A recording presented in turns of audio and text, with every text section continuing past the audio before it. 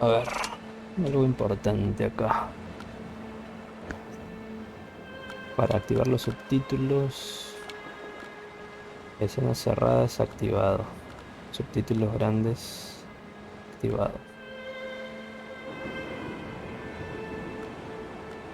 O desactivado. Activado.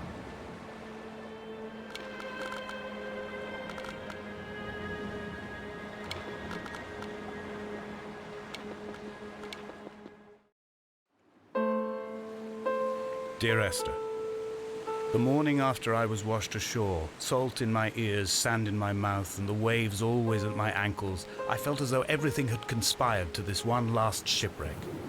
I remembered nothing but water, stones in my belly and my shoes, threatening to drag me under to where only the most listless of creatures swim.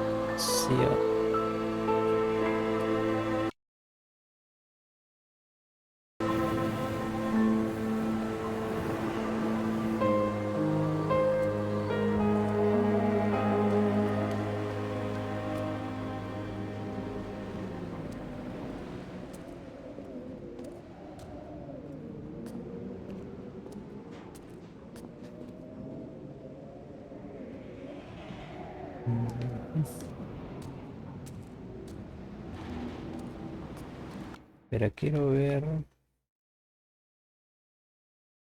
algo acá.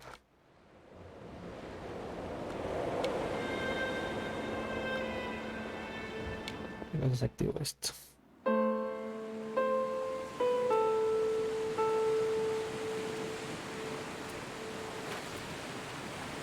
Hello everyone, I'm Dan Pinchbeck, I'm the creative director of the Chinese Room, and this is the Dear Esther Developers Commentary.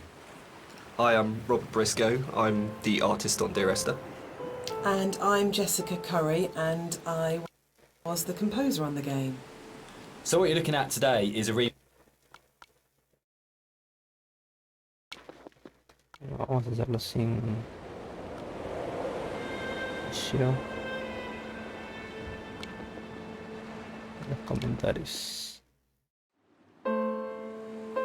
Dear Esther, the morning after I was washed ashore, salt in my ears, sand in my mouth, and the waves always at my ankles, I felt as though everything had conspired to this one last shipwreck. I remembered nothing but water, stones in my belly and my shoes, threatening to drag me under to where only the most listless of creatures swim.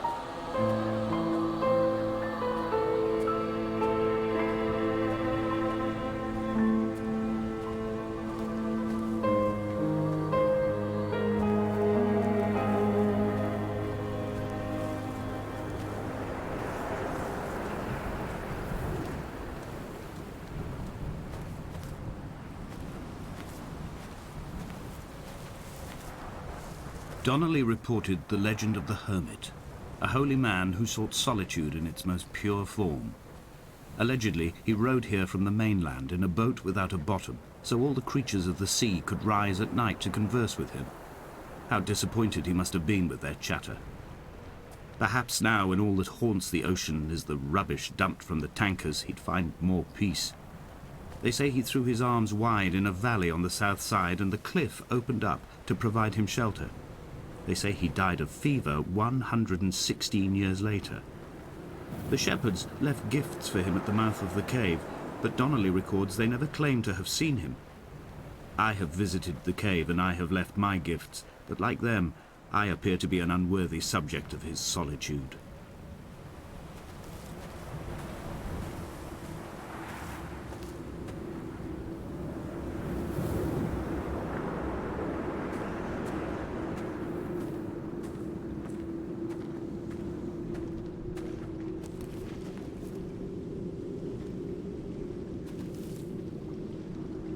¿Qué es eso?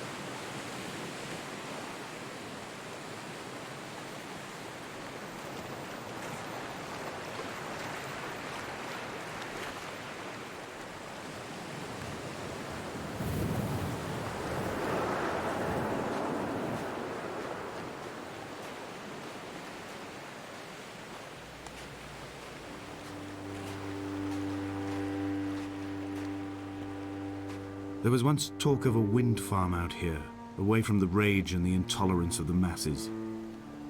The sea, they said, is too rough for the turbines to stand. They clearly never came here to experience the becalming for themselves. Personally, I would have supported it. Turbines would be a fitting contemporary refuge for a hermit. The revolution and the permanence.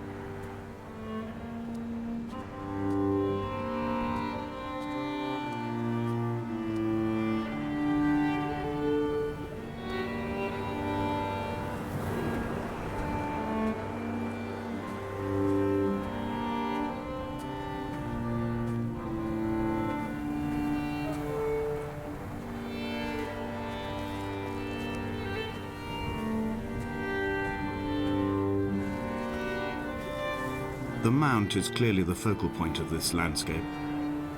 It almost appears so well placed as to be artificial. I find myself easily slipping into the delusional state of ascribing purpose, deliberate motive to everything here. Was this island formed during the moment of impact? When we were torn loose from our moorings and the seatbelts cut motorway lanes into our chests and shoulders, did it first break surface then?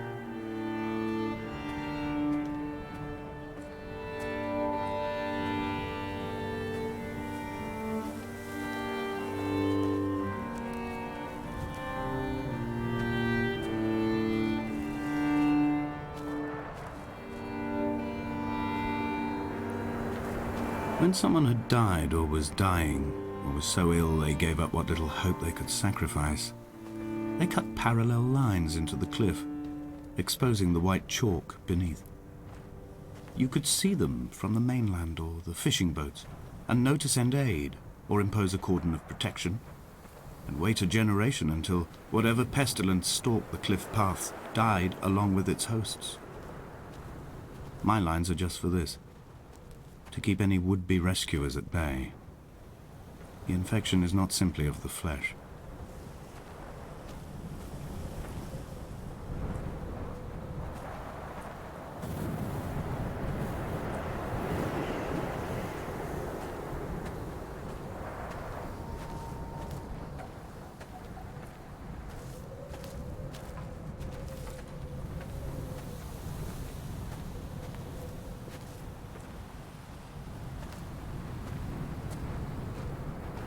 We are not like Lot's wife, you and I.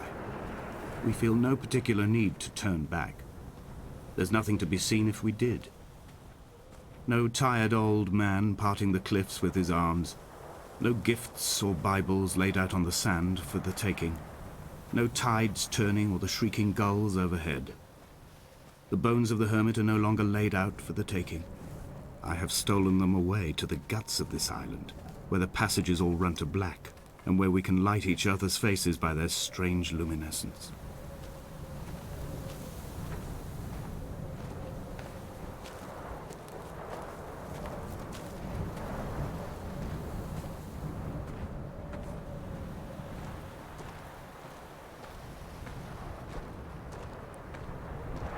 Dear Esther, I met Paul. I made my own little pilgrimage. My Damascus, a small semi-detached on the outskirts of Wolverhampton. We drank coffee in his kitchen and tried to connect to one another. Although he knew I hadn't come in search of an apology, reason or retribution, he still spiraled in panic, thrown high and lucid by his own dented bonnet. Responsibility had made him old. Like us, he'd already passed beyond any conceivable boundary of life.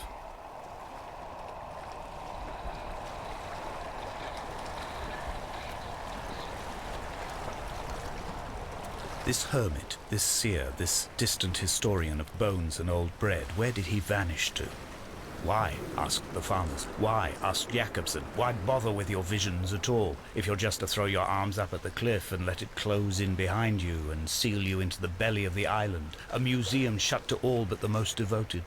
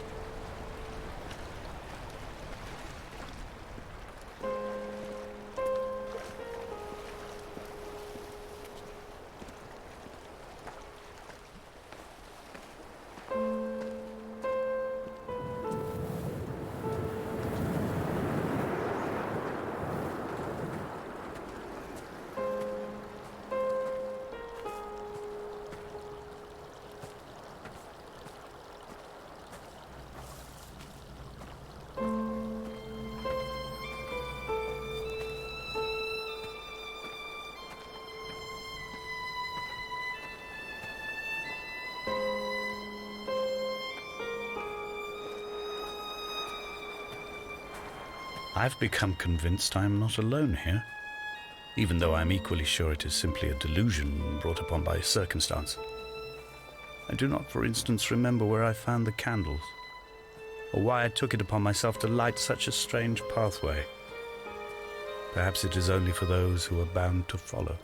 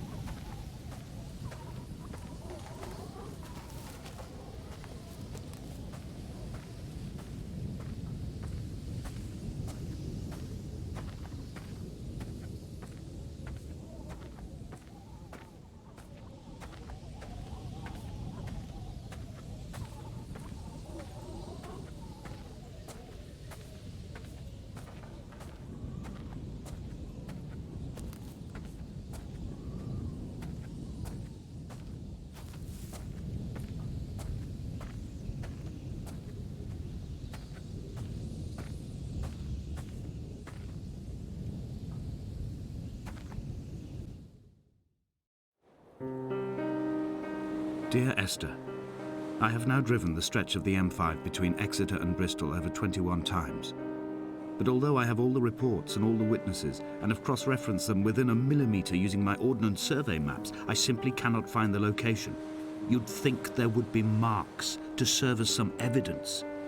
It's somewhere between the turn-off for Sanford and the welcome brake services, but although I can always see it in my rear-view mirror, I have as yet been unable to pull ashore.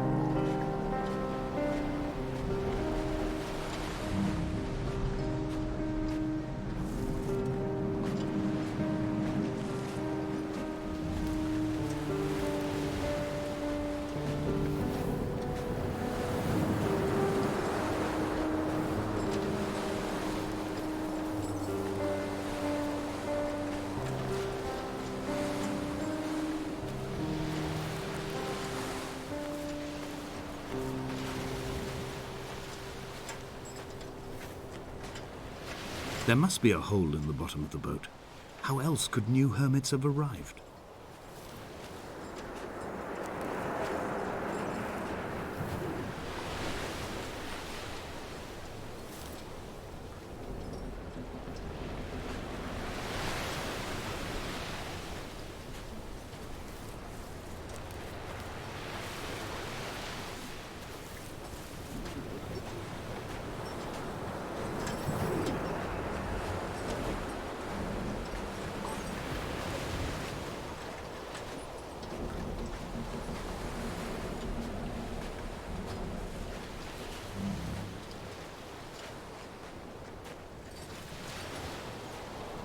I had kidney stones and you visited me in the hospital.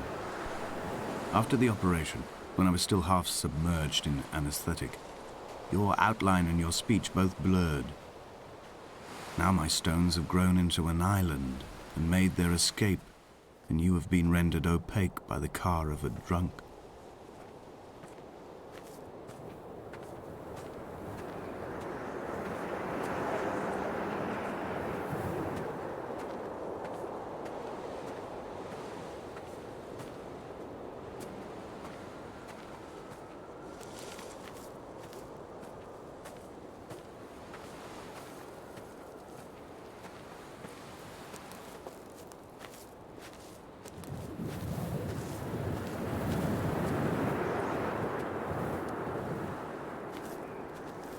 What charnel house lies at the foot of this abyss?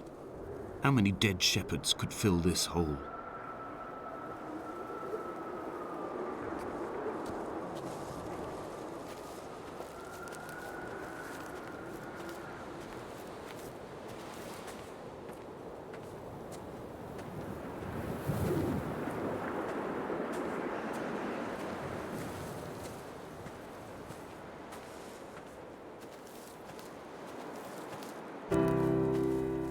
I've begun my ascent on the green slope of the western side. I've looked deep into the mountain from the shaft and understood that I must go up and then find the way under. I will stash the last vestiges of my civilization in the stone walls and work deeper from there. I'm drawn by the aerial and the cliff edge. There is some form of rebirth waiting for me there.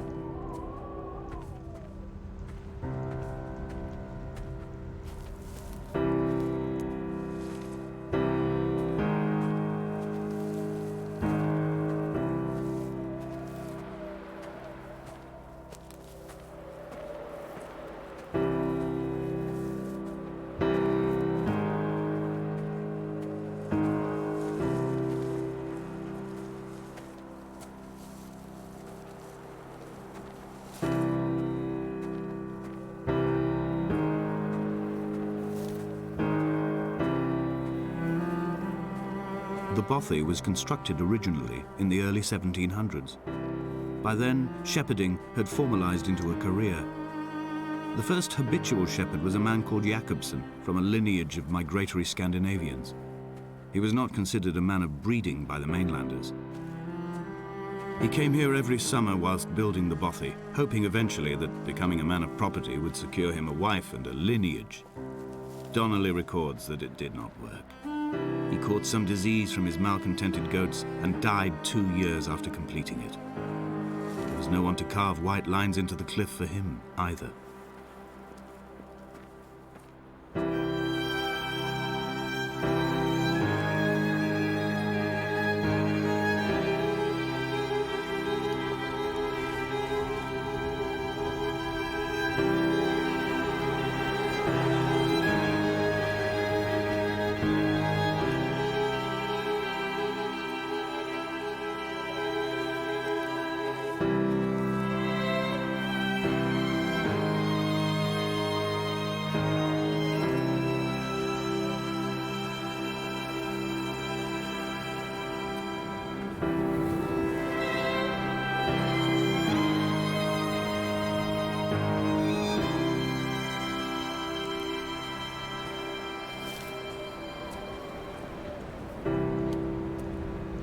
Three cormorants seen at dusk.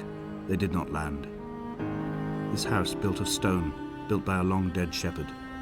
Contents: my camp bed, a stove, a table, chairs, my clothes, my books.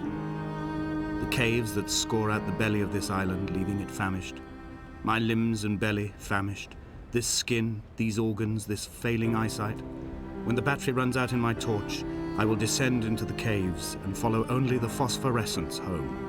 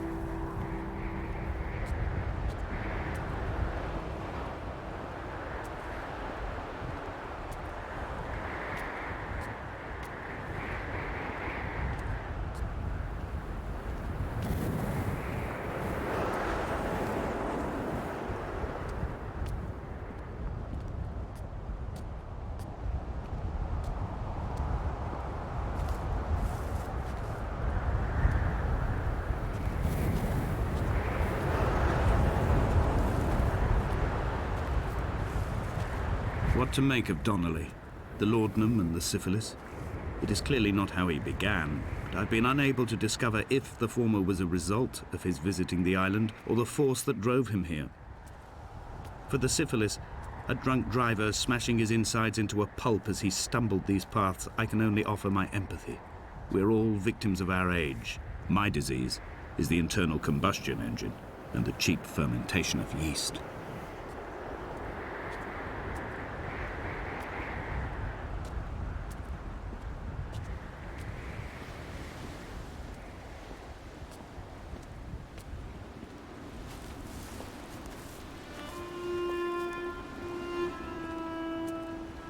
They found Jakobson in early spring. The thaw had only just come. Even though he'd been dead nearly 7 months, his body had been frozen right down to the nerves and had not even begun to decompose.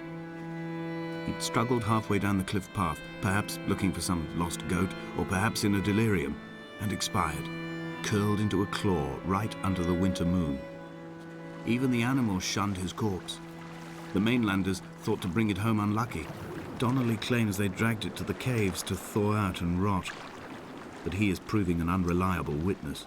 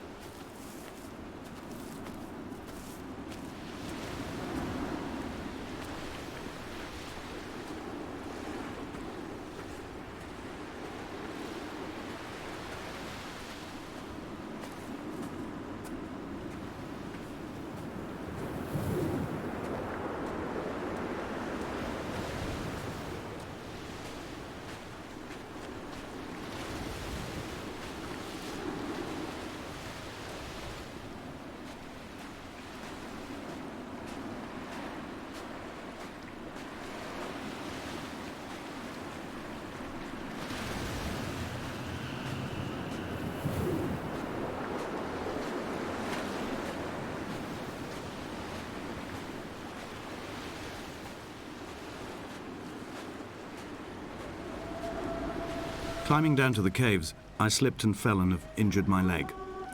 I think the femur is broken. It is clearly infected. The skin has turned a bright, tight pink, and the pain is crashing in on waves, winter tides against my shoreline, drowning out the ache of my stones. I struggled back to the bothy to rest, but it has become clear that there is only one way this is likely to end. The medical supplies I looted from the trawler have suddenly found their purpose. They will keep me lucid for my final ascent.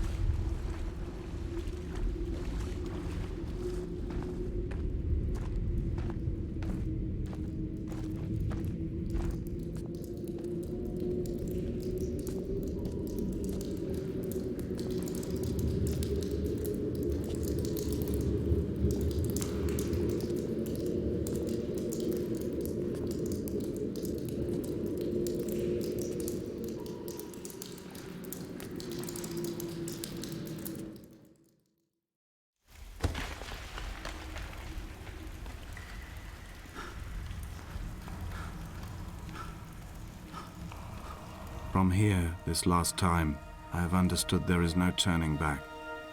The torch is failing along with my resolve. And hear the singing of the sea creatures from the passages above me, and they are promising the return of the gulls.